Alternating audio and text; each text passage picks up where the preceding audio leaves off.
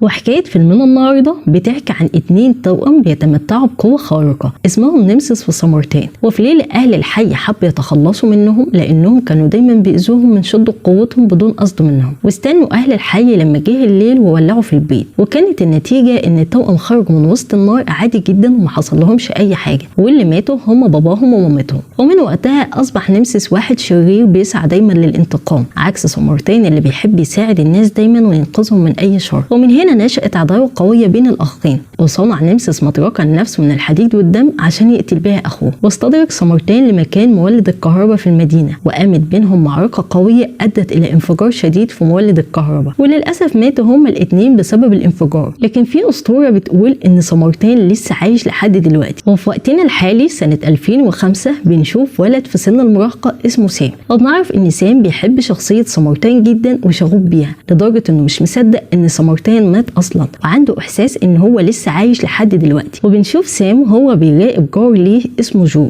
وبيستغرب دايما من تصرفاته وبيحس ان هو شخص غامض ووراه لغز معين. وفي يوم بيقرر سام يسرق السوبر ماركت مع بعض الشباب المراهقين عشان يقدر يساعد والدته اللي مش قادره تدفع ايجار الشقه، والمفروض انهم يسرقوا ورق الحظ علشان يكسبوا الفلوس اللي فيه. لكن بعد ما بيرجعوا بيكتشفوا انها كراتين شيبسي، وهنا بيلوم واحد فيهم على سام وبيقول ان هو ما نفذش الاوامر صح. لكن سام مش بيسكت وبيقول له انت كذاب، وبيتخانقوا مع بعض، وبينزل الزعيم بتاعهم اللي اسمه سايرس على الصوت. واول ما سايرس بيشوف سام وهو بيتكلم معاه بيعجب بيه وبشخصيته، وبيديله فلوس عكس الباقيين اللي بيمشيهم ومش بياخدوا اي حاجه. وبيشوف سايرس كشكول سام اللي راسم فيها كل رسومات سمرتين، وبيعرف ان هو معجب بيه، وبيقول له ان هو كمان معجب وشغوف لكن بشخصيه نمسيس، لدرجه ان هو واشم اسمه على جسمه. وتاني يوم بيشوف المراهقين دول سام وهو راجع من المدرسه، وبيقرروا يضربوه علشان ينتقموا منه. لكن فجأة بيظهر جو وبينقذ سام من بين ايديهم، وبيضربهم كلهم ضرب عنيف ومبرح لدرجة انه بيمسك السكينة وبيكسرها بايديه، وبيكون سام واقف مكانه ومذهول من قوة جو الجبار. ومن هنا بيتأكد ان جو هو فعلا سمرتين اللي بيدور عليه بقاله كتير قوي. وبيبدأ سام يراقب جو من شباك الغرفة، ولما بيشوف ظهره مليان حروق بيتأكد ان هو فعلا سمرتين، لان طبعا الحروق اللي في ظهره دي حصلت في المعركة الأخيرة اللي كانت بين نمسيس وسمرتين. وبيستنى سام جو لما بيخرج من بيته ويروح الشغل، وبيتسلل وبيدخل البيت وبيفتشه، وبيلاقي جو محتفظ بكل خبر نشرته الصحف عن حالات الانقاذ اللي قام بيها سمرتين، ده غير انه محتفظ بمخطط كامل خاص بسمرتين برضه. ومن هنا بيتاكد سام اكتر ان جو هو فعلا سمرتين. وبنرجع تاني لسايرس وبنشوفه هو ورجالته وهم متنكرين في زي رجال شرطه، وبيخترقوا البنك المركزي لان البنك المركزي بيكون محتفظ بمطرقه نمسيس، وبيقدروا ان هم فعلا يسرقوها. وبعد ما جو بيرجع من الشغل بيلاقي الخزينه بتاعته مفتوحه، وبيعرف ان سام هو اللي دخل البيت وسرق الكتاب بتاعه، وبيروح له البيت وبيقول له والدته ان سام دخل بيته وسرقه، وبيرجع له سام الكتاب تاني. وبتعتذر والدة سام من جو وبتطلب منه ما يبلغش الشرطه علشان هو لسه ولد صغير. بيطمنها جو وبيقول لها انه مش هيبلغ الشرطه، وبيسيبها وبيمشي. وتاني يوم الصبح بيخرج جو للشغل، وبيقابل سام في طريقه وبيساله هو ليه عمل كده. بيعترف له سام بالحقيقه وبيقول له عشان عارف ان هو سمرتين، لكن جو بيحاول يكذب عليه وبيقول له ايه اللي انت بتقوله ده، سمرتين مات اصلا ومات من زمان جدا. برضه سام مش بيصدقه وكانه متاكد ان هو فعلا سمرتين، وبيمشي جو علشان يروح الشغل وبيعدي الطريق. لكن في لحظه بيظهروا اصدقاء سام اللي ضربهم جو علشان ينتقموا منه، وبيخبطوه بالعربيه خبطه جامده، وبيقع جو على الارض وبيفقد الوعي. وبيجري عليه سام بسرعه وبيقعد جنبه يبكي، وبعد ثواني بيرجع جو لوعيه تاني وبيبدا يحرك جسمه علشان يلحم الكسور اللي في عظمه، وبيخرج من جسمه دخان قوي وكأن في حاجه بتتحرق. وبيرجع جو للبيت بسرعه وبيدخل تحت الدش علشان يطفي الدخان والنار اللي طالعين منه. وكل ده بيكون سام واقف مكانه ومنبهر ومش مصدق انه اخيرا ليه سمرتين. وبنعرف ان جو دايما بيتغذى على الايس كريم وبس عشان يقلل من الالتهابات اللي بتحصل له بسبب النار والدخان اللي بيخرجوا من جسمه. وبيخرج سايرس لشوارع المدينه وبيلبس قناع نمسيس، وبيمسك المطرقه في ايديه وبيبدا يهتف في الناس ويقول لهم ان نمسيس رجع عشانهم وهيكون جنبهم وهيحميهم دايما من اي شر. وبيبداوا الناس يهتفوا باسمه وبيصوروه ويشيروه على مواقع مواقع التواصل الاجتماعي. وتاني يوم بيشوف جو خبر ظهور نمسيس في الاخبار، ولما بيطلع الصبح بيروح سام لجو وبيقول له ان هو بيحس بالخوف دايما عشان هو وامه عايشين لوحدهم. بيطلب من جو يدربه ويعلمه الملاكمه علشان يبقى قوي ويقدر يحمي نفسه ويحمي امه من اي حد يتعرض لهم. وفعلا بيوافق جو وبيبدا يدربه، وبيضرب سام جو ضربه قويه ببطنه، وبتكون النتيجه ان سام ايديه بتوجعه جامد جدا. وبياخدوا جو للبيت وبيحطوا له تلج على ايديه علشان ايديه ما تورمش. وبيساله سام هو ايه اللي حصل بينه وبين نمسيس في المعركه الاخيره اللي كانت بينهم، لكن جو بيتعصب عليه جدا وبيطلب منه يروح. واثناء ما سام بيكون في طريقه للبيت فجاه بيقطع عليه سايرس الطريق بالعربيه،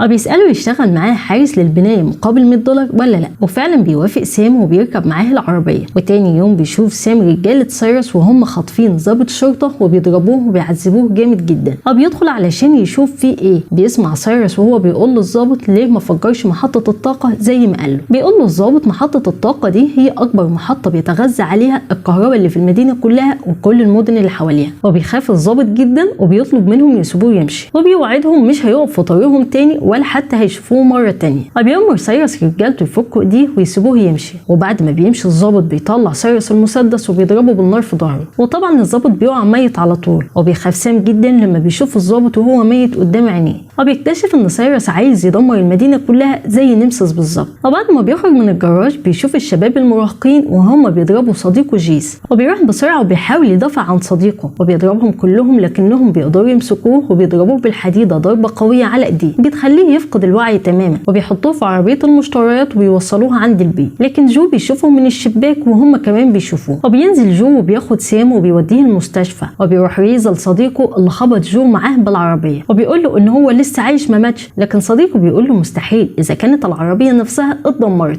هو ازاي هيكون لسه عايش لحد دلوقتي. بيسالهم سايرس هو فيه ايه، وطبعا هم بيحكوا له كل اللي حصل من البدايه. بيستغرب سايرس وبيقول لهم طيب انا عايز اشوف الراجل المسن ده. في اليوم التاني بيكون جو راجع من الشغل، وبيفضلوا رجاله سايرس ماشيين وراه لحد ما بيدخل جو في شارع جانبي وهم كمان بيدخلوا وراه. وبيقول واحد فيهم لجو الزعيم بتاعنا عايز يشوفك، لكن جو بينبههم وبيقول لهم يفكروا كويس قبل ما يتصرفوا اي تصرف يندموا عليه بعدين. وطبعا هم كده بيفهموا ان ده تهديد ليهم من جو، وبيبدا بينهم الاكشن. وبيكون جو قوي جدا لدرجه ان الرصاص لما كان بيخترق جسمه ما كانش بيأثر فيه، وفجاه بيطلع واحد منهم قنبله وبيرميها ناحيته. وبسرعه جو بيشيل البنوته الصغيره وبيرفع العربيه علشان تحميه وتحمي باقي الناس من انفجار القنبله. والناس اللي بيكونوا موجودين بيصوروا كل اللي بيحصل وبيشيروه على مواقع التواصل الاجتماعي. وبيرجع جو للبيت بسرعه وبيلم كل هدومه علشان يمشي من المكان قبل ما اي حد يتعرف عليه. ولما بيرجع مساعد سايرس بيقول له ان جو هو سمارتين، وبيشغلوا التلفزيون وبيشوف سايرس كل اللي بيحصل. ولما بيشوف جو قد ايه قوي بيتاكد ان هو فعلا سمارتين، ومن هنا بيقرر يقتله ويخلص عليه. وبيروح سام لبيت جو علشان ياخد منه الساعه بتاعته اللي كان مديها له يصلحها. وفي اللحظه دي بيوصل سايرس ورجالته وبيشوفهم سام، وبيتخبى بسرعه على السلم لحد هم ما يدخلوا شقه جو. وبعد كده هو بينزل وبيرجع للبيت بسرعه وبيقول لمامته يلا نهرب من هنا قبل ما يقتلونا، لكن فجاه بتسمع مامته صوت الرصاص وبتبص من الشباك علشان تشوف فيه ايه. في اللحظه دي بيشوفهم سايرس هو كمان، وبيأمر رجالته يمسكوا سام ويقبضوا عليه. بيحاول سام ومامته يهربوا وبيطلعوا فوق سطح المبنى، لكن برضه بيفشلوا وبيقدر سايرس يقبض عليهم وبياخد سام معاه عشان هيكون هو الطعم اللي هيجيب له جو لحد عنده. يا ريتك ما عملت كده. وبنرجع لجو وبنشوفه هو في محطه القطر وبيستعد علشان يسافر، وفجاه بترن الساعه وبيكتشف ان الساعه دي هي ساعه سام اللي كان مديها له عشان يصلحها. وبيرجع جو للبيت علشان يديها لسام. بيلاقي مامة سام واقعه على الارض ومضروبه ومتبهدله، وبيسالها ايه اللي حصل وفين سام. بتحكي له كل اللي حصل. وبعد كده بيروح جو لمقر شغله، وبياخد عربيه من عربيات الشغل وبيملاها برميل بنزين، وبيطلع بالعربيه على مقر سايرس، وعينيه بتكون بتشتعل بنار الغضب والانتقام. واول ما بيدخل لمكان سايرس بيشتبك مع افراد العصابه وبيبدا بينهم الاكشن. وبينزل سايرس وبيضرب جو بالمطرقه ضرب قوي، وكان سايرس عمال كل شويه يقول له يا خير يا خير. وطبعا جو بيفتكر كل اللي حصل في الماضي بينه وبين اخوه، وبيمسك المطرقه بايديه وبيقول لسايرس بلاش تقول لي يا خير عشان انا ما كنتش الخير، انا كنت الشر. وهنا بيتصدم الجميع لما بيعرفوا ان جو هو نمسيس مش سمارتين زي ما كانوا فاهمين. وبعد ثواني بتنفجر قنبله في المكان، وبيبداوا رجاله سايرس يهاجموا جو ويضربوا عليه نار، لكن طبعا الرصاص مش بيأثر فيه، وبيضربهم جو كلهم ضرب عنيف بوحشيه. وبعد كده بيهد المكان كله عليهم وبيطلع هو من تحت الانقاض زي الوحش ولا بيحصل له اي حاجه. وبياخد سايرس سام وبيربطه في العمود بسلسله، وبيتصدى جو لرجاله سايرس تاني وبيبدا يخلص عليهم واحد واحد، وبيبدأ المكان كله يتدمر وبتشتعل فيه النار. وبيدور جو بعد كده على سام لحد ما بيسمع صوته وهو بيصرخ، وبيروح علشان ينقذه، لكن فجأة بيظهر سايرس من وراه، وبيبدأ سايرس يضرب جو بالمطرقة، لكن جو في الآخر بيقدر يضرب سايرس ضرب عنيف وقوي، وبيشيله وبيرميه في النار وبيخلص عليه. وبعد ثواني بيتعب جو وبيبدأ يخرج دخان من جسمه، وهنا بيمسك سام حديدة وبيكسر بيها حنفية المية اللي موجودة في المكان، وبتنزل المية على جسم جو وبتطفيه. وبيطلب جو من سام يغمض عينيه، وبيشيله وبيخترق بيها الحيطة وبينط بيه من فوق المبنى وبينزل في المبنى اللي قصاده. وبكده يكون جو أنقذ حياته وحياة سام. وطبعا بيسأله سام هل الكلام اللي هو قاله لسايرس ده صح ولا لا؟ بيقول له صح، أنا نمسيس مش سمرتان. بيقول له سام أنت تقدر تغير من نفسك كتير وتساعد الناس وتكون شخص طيب. بيقول له الخير والشر هيفضلوا موجودين جوه قلب أي إنسان فينا، المهم إنك تعرف تختار الصح، وأنا متأكد إنك هتعرف تختار صح يا سام. وفجأة بيختفوا من قدامه، وبيخرج سام للصحفيين اللي بيسألوه هل الشخص اللي أنقذك ده هو سمرتان ولا نمسيس؟ بيكذب على الصحفيين وبيقول لهم سمرتان ولسه عايش، ومش بيرضى يعترف إن هو نمسيس. وبيكون جو واقف وسط الناس وبيسمع سام وبيبص له وبيبتسم علشان ما يرضيش يقول الحقيقة. بس كده خلصت حكايتنا النهارده، سلام.